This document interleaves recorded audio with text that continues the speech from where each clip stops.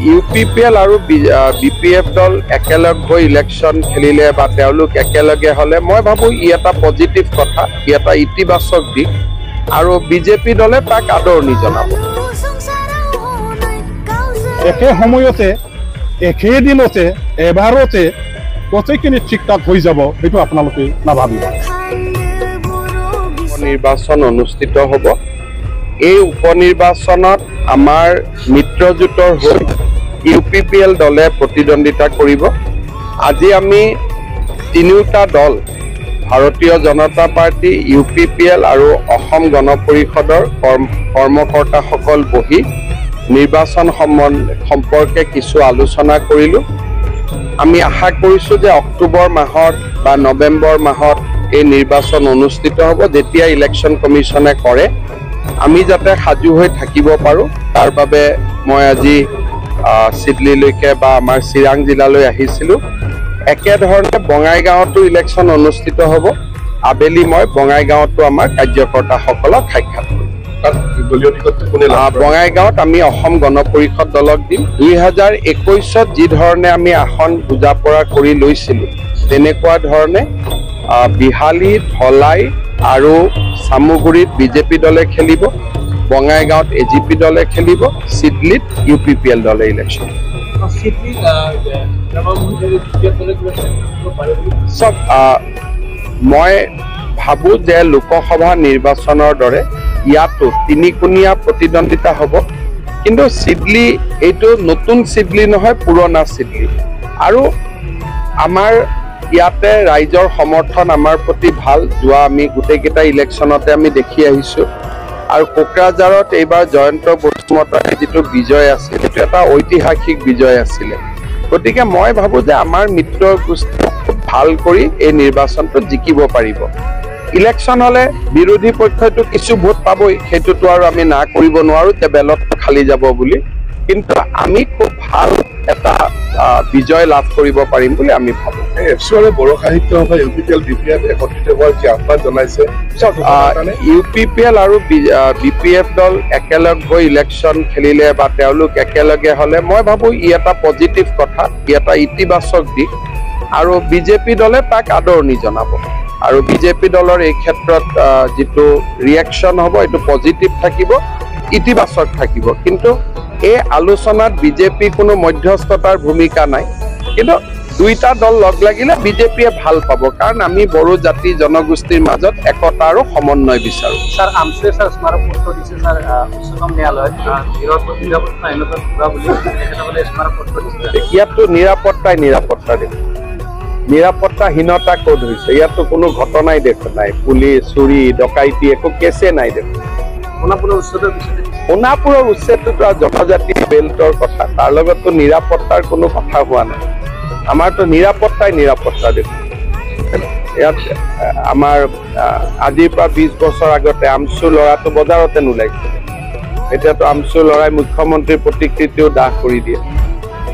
গতিকে নিৰাপত্তা এনেকুৱাতো কোনো সমস্যাই হোৱা নাই। কিমান ডাঙৰ ডাঙৰ টিভিত মুখ্যমন্ত্ৰীকে গালি পাৰি বিবৃতি দি থাকে, আগতেতো এইবোৰ নহৈছিলে। গতিকে এইটো এটা ভাল পৰিৱেশ আছে। পৰিৱেশটো বেয়া হ'লেতো, নিৰাপত্তাহীন নহ'লেতো মোৰ এগেইনষ্টত কোনোবাই ক'লেই পুলিচে তাক ধৰিব লাগিছিল। পুলিচেতো কাকো নধৰে।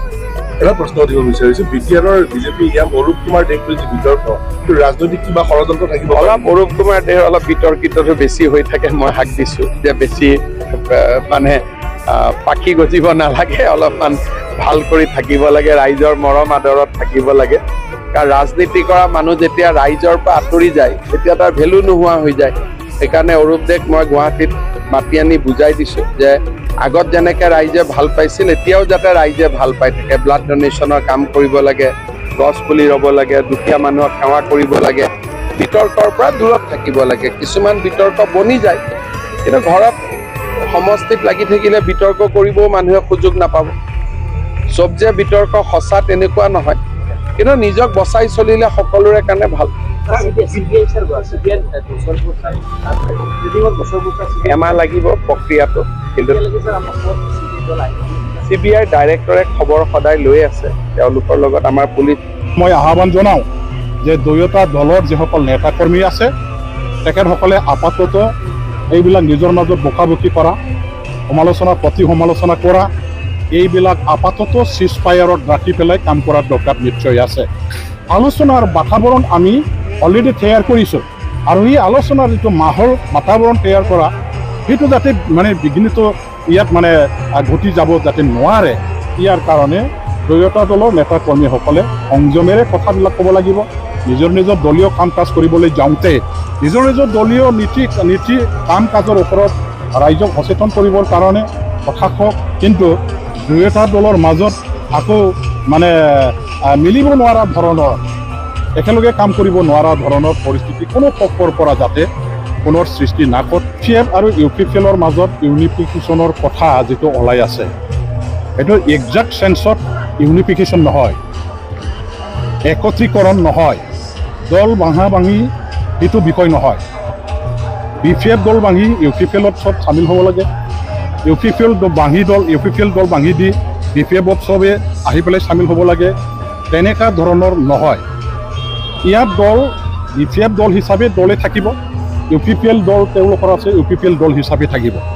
কথাটো হ'ল নিজৰ নিজৰ দলৰ পৰিচয় অস্তিত্ব বজাই ৰাখি দলীয় যিবিলাক নিজৰ পতাকা আমি হাতত ৰাখি আগন্তুক 2025 চনৰ BTC ইলেকশ্যন যিটো হ'ব, সেই ইলেকশ্যনত আমি দুটা দলে আসন বুজাবুজিৰে 40টা সমষ্টি যিহেতু আছে, সেই 40টা সমষ্টিটো আধা কৰি পেলাই ইলেকশ্যন খেলিব পাৰোঁ নেকি? আমাৰ BTC কেন্দ্ৰিক বড়োমূলীয় ৰাজনৈতিক দল দুটা যিহেতু আছে, BPF আৰু UPPL দল, BTCৰ ছাত্ৰত জন্ম লাভ হোৱা মানে জন্মগ্ৰহণ কৰা দল, গতিকে BTCৰ ৰক্ষণাবেক্ষণৰ ছাত্ৰত, BTCৰ ষ্ট্ৰেংথেন কৰাৰ ছাত্ৰত, BTC অঞ্চলৰ ৰাইজৰ নিৰাপত্তা অধিকাৰ তেওঁলোকৰ বিচৰা ধৰণে সুযোগ সুবিধা উন্নতিৰ কাম কৰাৰ বেলেগাত যাতে সুবিধা হয়, ইয়াৰ কাৰণে এই দুটা আঞ্চলিক দলে এটা সময়ৰ আন্দোলনকাৰী নেতাবিলাকৰ দ্বাৰা দি যিবিলাক দল নেকি গঠন কৰা হৈছে, আমি কেলেই 2025 BTC ইলেকশ্যনত আসন বুজাবুজিৰে ইলেকশ্যন খেলিব নোৱাৰোঁ? আমি নিশ্চয় খেলিব পাৰোঁ। ইয়াৰ কাৰণ এলায়েন্সৰ নীতিটো গ্ৰহণ কৰিহে আমি আলোচনা চলাই আছোঁ। এইটো নহয় যে BPF আৰু UPPLৰ মাজত একত্ৰীকৰণ কৰা হ'ব বা ইউনিফিকেশ্যন তেনেকুৱা একজাক্ট চেন্সত সেইটো নহয়, এইটো আসন বুজাবুজিহে। আৰু এতিয়ালৈকে যিটো আলোচনা চলাই আছে, আলোচনাটো আপোনাসকলে চবেই জানে এইটো খুব জটিল বিষয়, এইটো খুব স্পৰ্শকাতৰ বিষয়।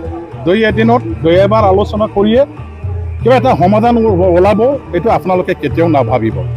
বহু বছৰ ধৰি আমাৰ মাজত ঘাট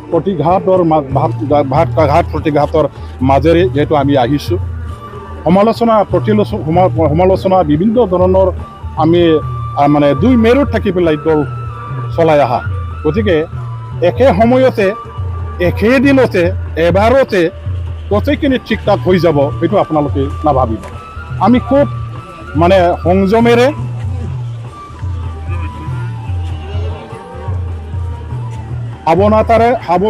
সাৱধানতাৰে আগবাঢ়িব লাগিব, আৰু দুয়োটা দলৰ নেতা কৰ্মীসকলে চবে সদিচ্ছাৰে আগবাঢ়িব লাগিব। আলোচনা আমাৰ মাজত চলি আছে, এতিয়ালৈকে যিমানলৈকে চলিছে আমি নীতিগতভাৱে সন্মত হৈছোঁ যে আমি একেলগে নিৰ্বাচনত অংশগ্ৰহণ কৰিম এলায়েন্সত থাকি। কিন্তু এলায়েন্সৰ এতিয়া ফৰ্মুলা কেনেকুৱা ধৰণৰ হ'ব, কেনেকুৱা নীতিৰে আমি এলায়েন্সটো কৰিম, ইয়াৰ ওপৰতো আমি আলোচনা কৰিম। এইটো এটা টেকনিকেল পাৰ্ট, টেকনিকেল মেটাৰৰ ওপৰত ডিছকাশ্যন আমি কৰিবৰ কাৰণে আগন্তুক আলোচনাত সেইটো আৰম্ভ কৰিম। ইয়াৰ পিছত পৰ্যায়ক্ৰমে আমি আগুৱাই যাম যে কেনেকৈ আমি সফলতাৰে আগভাগ লোৱাটো আমাৰ কাৰণে দৰকাৰ আছে। কিন্তু এটা কথা ঠিক যে দুয়োটা দলৰ নেতাৰ পৰা আৰম্ভ কৰি যিসকল কৰ্মী আছে, ভোটাৰ ৰাইজ আছে, BTC বাকী ৰাইজ আছে, অকল বড়ো জনগণৰ কথা নহয়, সকলো জাতি জনগোষ্ঠী দল সংগঠনৰ নেতা কৰ্মীসকলেও BTCৰ স্থায়ী শান্তি নিৰাপত্তা ছবি যিহেতু বিচাৰিছে, সম উন্নয়ন, সম বিকাশ, সম মৰ্যাদাৰ কথা যিহেতু ছবি চিন্তা কৰে, গতিকে ইয়াত আমি দুয়োটা আঞ্চলিক দলৰ নেতা কৰ্মীসকলে একগোট হৈ পেলাই আগন্তুক ইলেকশ্যনত যদি এলায়েন্সৰ নীতিৰে যদি কাম কৰোঁ তেনেহ'লে খুবেই ভাল হ'ব বুলি আমাৰ গ্ৰাছৰুট লেভেলৰ পৰা নিম্ন স্তৰৰ পৰা ৰাইজৰ যিটো বিপুল সঁহাৰি সমৰ্থন আমি লাভ কৰিবলৈ সক্ষম হৈছোঁ। সবেই বিচাৰিছে যে এই দুটা দলে একেলগে ইলেকশ্যনটো খেলক। সেইটো এটা ইউনিফিকেশ্যনৰ প্ৰাৰম্ভিক পৰ্যায়ৰ এটা মানে কাম হওক, এইটোকে ৰাইজে বিচাৰিছে। গতিকে এই আলোচনাটো সফল কৰাৰ বেলেকাত সবৰে দায়িত্ব আছে, কৰ্তব্য আছে, ৰাইজৰো আছে, ৰাজনৈতিক অৰাজনৈতিক দল সংগঠন যিবিলাক আছে তেওঁলোকৰো দায়িত্ব আছে, কৰ্তব্য আছে, সফল কৰিবই লাগিব। ইয়াৰ মাজত হয়তো মানুহবিলাকে ভাবিব পাৰে বিভিন্ন ধৰণৰ কথা বাৰ্তাবিলাক বাহিৰত যিটো ওলাই আছে, ওলাবই স্বাভাৱিক, আমি কাৰো মুখটো বন্ধ কৰিব নোৱাৰোঁ, কিন্তু আমাৰ দায়িত্ব আমি কৰি আছোঁ, পালন কৰি আছোঁ, আমি কাম কৰিম। কিন্তু মই আহ্বান জনাওঁ যে দুয়োটা দলৰ যিসকল নেতা কৰ্মী আছে তেখেতসকলে আপাতত এইবিলাক নিজৰ মাজত বকাবকি কৰা, সমালোচনা প্ৰতি সমালোচনা কৰা, এইবিলাক আপাতত চিজফায়াৰত ৰাখি পেলাই কাম কৰাৰ দৰকাৰ নিশ্চয় আছে। আলোচনাৰ বাতাবৰণ আমি অলৰেডি তৈয়াৰ কৰিছোঁ, আৰু এই আলোচনাৰ যিটো মাহৰ বাতাবৰণ তৈয়াৰ কৰা সেইটো যাতে মানে বিঘ্নিত ইয়াত মানে ঘটি যাব যাতে নোৱাৰে, ইয়াৰ কাৰণে দুয়োটা দলৰ নেতা কৰ্মীসকলে সংযমেৰে কথাবিলাক ক'ব লাগিব।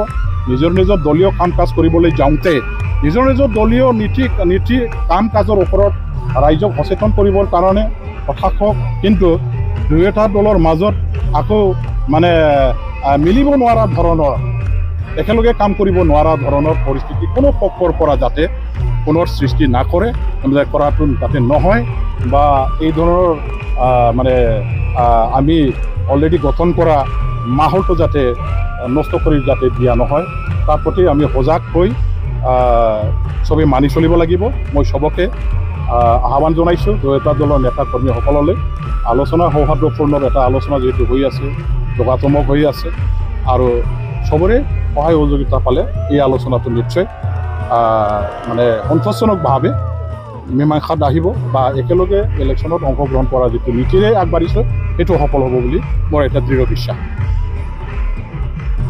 উপনিৰ্বাচন অনুষ্ঠিত হ'ব। এই উপনিৰ্বাচনত আমাৰ মিত্ৰজোঁটৰ হৈ UPPL দলে প্ৰতিদ্বন্দ্বিতা কৰিব। আজি আমি তিনিওটা দল, ভাৰতীয় জনতা পাৰ্টি, UPPL আৰু অসম গণ পৰিষদৰ কৰ্মকৰ্তাসকল বহি নিৰ্বাচন সম্পৰ্কে কিছু আলোচনা কৰিলোঁ। আমি আশা কৰিছোঁ যে অক্টোবৰ মাহত বা নৱেম্বৰ মাহত এই নিৰ্বাচন অনুষ্ঠিত হ'ব। যেতিয়া ইলেকশ্যন কমিশ্যনে কৰে আমি যাতে সাজু হৈ থাকিব পাৰোঁ, তাৰ বাবে মই আজি চিডলিলৈকে বা আমাৰ চিৰাং জিলালৈ আহিছিলোঁ। একেধৰণে বঙাইগাঁৱতো ইলেকশ্যন অনুষ্ঠিত হ'ব। আবেলি মই বঙাইগাঁৱতো আমাৰ কাৰ্যকৰ্তাসকলক সাক্ষাৎ কৰিম। বঙাইগাঁৱত আমি অসম গণ পৰিষদ দলক দিম। 2021ত যি ধৰণে আমি আসন বুজা পৰা কৰি লৈছিলোঁ, তেনেকুৱা ধৰণে বিহালী, ধলাই আৰু চামুগুৰিত BJP দলে খেলিব, বঙাইগাঁৱত AGP দলে খেলিব, চিডলিত UPPL দলে ইলেকশ্যন।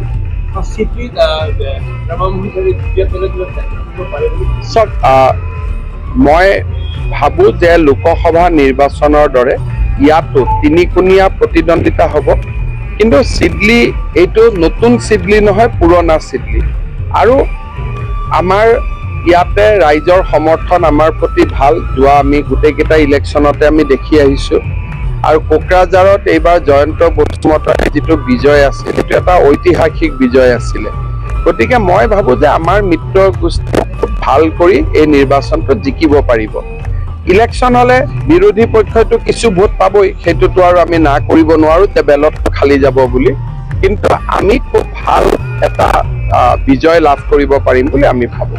এফচুৰে বড়ো সাহিত্য সভা UPPL BPF একত্ৰিত হোৱাৰ যি আহ্বান জনাইছে, UPPL আৰু BPF দল একেলগ হৈ ইলেকশ্যন খেলিলে বা তেওঁলোক একেলগে হ'লে মই ভাবোঁ ই এটা পজিটিভ কথা, ই এটা ইতিবাচক দিশ, আৰু BJP দলে তাক আদৰণি জনাব। আৰু BJP দলৰ এই ক্ষেত্ৰত যিটো ৰিয়েকশ্যন হ'ব এইটো পজিটিভ থাকিব, ইতিবাচক থাকিব। কিন্তু এই আলোচনাত BJP কোনো মধ্যস্থতাৰ ভূমিকা নাই, কিন্তু দুইটা দল লগ লাগিলে BJPয়ে ভাল পাব, কাৰণ আমি বড়ো জাতি জনগোষ্ঠীৰ মাজত একতা আৰু সমন্বয় বিচাৰোঁ। স্যাৰ আমসুয়ে স্যাৰ স্মাৰকপত্ৰ দিছে স্যাৰ উচ্চতম ন্যায়ালয়ত নিৰাপত্তা বুলি তেখেতসকলে স্মাৰকপত্ৰ দিছে। ইয়াততো নিৰাপত্তা দেখোন, নিৰাপত্তাহীনতা ক'ত হৈছে? ইয়াততো কোনো ঘটনাই দেখা নাই, পুলিচ চুৰি ডকাইতি একো কেছে নাই দেখোন। সোণাপুৰৰ উচ্চতৰ পিছতে দিছে। সোণাপুৰৰ উচ্ছেদটোতো জনজাতি বেল্টৰ কথা, তাৰ লগততো নিৰাপত্তাৰ কোনো কথা হোৱা নাই। আমাৰতো নিৰাপত্তা দেখোন। ইয়াত আমাৰ আজিৰ পৰা 20 বছৰ আগতে আমচু ল'ৰাটো বজাৰতে নোলাইছিলে, এতিয়াতো আমচু ল'ৰাই মুখ্যমন্ত্ৰীৰ প্ৰতিকৃতিও দাহ কৰি দিয়ে। গতিকে নিৰাপত্তা এনেকুৱাতো কোনো সমস্যাই হোৱা নাই। কিমান ডাঙৰ ডাঙৰ টিভিত মুখ্যমন্ত্ৰীকে গালি পাৰি বিবৃতি দি থাকে, আগতেতো এইবোৰ নহৈছিলে। গতিকে এইটো এটা ভাল পৰিৱেশ আছে। পৰিৱেশটো বেয়া হলেতো, নিৰাপত্তাহীন নহলেতো মোৰ এগেইনষ্টত কোনোবাই ক'লেই পুলিচে তাক ধৰিব লাগিছিলে, পুলিচেতো কাকো নধৰে। এটা প্ৰশ্ন সুধিব বিচাৰিছো, বিটিআৰৰ বিজেপি ইয়াম অৰূপ কুমাৰ দেশ বুলি যি বিতৰ্ক, ৰাজনৈতিক কিবা ষড়যন্ত্ৰ থাকিব? অলপ অৰূপ কুমাৰ দেহ অলপ বিতৰ্কিতটো বেছি হৈ থাকে। মই হাক দিছো যে বেছি মানে পাখি গজিব নালাগে, অলপমান ভাল কৰি থাকিব লাগে, ৰাইজৰ মৰম আদৰত থাকিব লাগে। কাৰণ ৰাজনীতি কৰা মানুহ যেতিয়া ৰাইজৰ পৰা আঁতৰি যায় তেতিয়া তাৰ ভেলু নোহোৱা হৈ যায়। সেইকাৰণে অৰূপ দেক মই গুৱাহাটীত মাতি আনি বুজাই দিছো যে আগত যেনেকে ৰাইজে ভাল পাইছিল এতিয়াও যাতে ৰাইজে ভাল পাই থাকে। ব্লাড ডনেশ্যনৰ কাম কৰিব লাগে, গছ পুলি ৰুব লাগে, দুখীয়া মানুহক সেৱা কৰিব লাগে, বিতৰ্কৰ পৰা দূৰত থাকিব লাগে। কিছুমান বিতৰ্ক বনি যায়, কিন্তু ঘৰত সমষ্টিত লাগি থাকিলে বিতৰ্ক কৰিবও মানুহে সুযোগ নাপাব। চব যে বিতৰ্ক সঁচা তেনেকুৱা নহয়, কিন্তু নিজক বচাই চলিলে সকলোৰে কাৰণে ভাল। এমাহ লাগিব প্ৰক্ৰিয়াটো, কিন্তু CBI ডাইৰেক্টৰে খবৰ সদায় লৈ আছে। তেওঁলোকৰ লগত আমাৰ পুলিচ